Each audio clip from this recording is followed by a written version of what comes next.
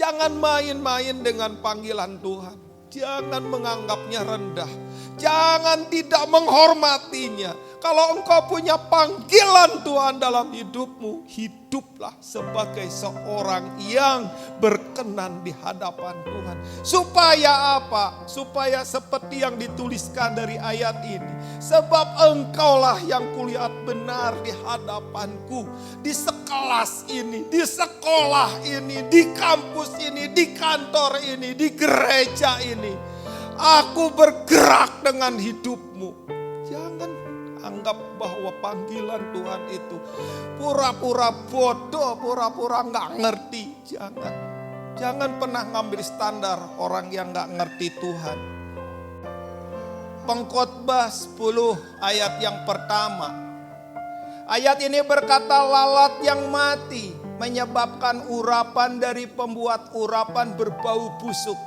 Demikian juga sedikit kebodohan lebih berpengaruh daripada hikmat dan kehormatan.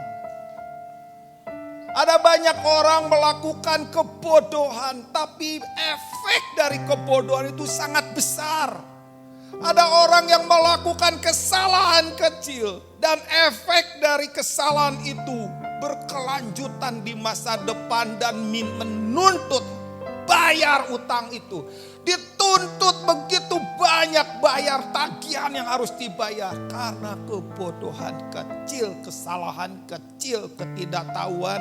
Hal-hal yang itu menganggap gak penting ternyata berakibat fatal. Kalau hari ini ada orang yang membuat adonan minyak pengurapan. Setelah minyak itu selesai dibuat, maka minyak itu didiamkan, didinginkan. Tiba-tiba ada lalat yang hinggap atau lalat jatuh mati di pengurapan itu. Itu gak bisa disendok lalu dibuang lalatnya. Itu semuanya menjadi kamir. Semuanya jadi rusak. Jadi hidup kita orang yang punya panggilan Tuhan gak sama dengan orang yang gak punya panggilan. Gak sama, gak ada persamaannya. Kalau mereka seenaknya, engkau gak bisa seenaknya. Kalau orang lain semaunya, engkau gak bisa semaunya. Kenapa? Karena pengurapan Tuhan dalam hidupmu sedang dibangun, sedang dialirkan.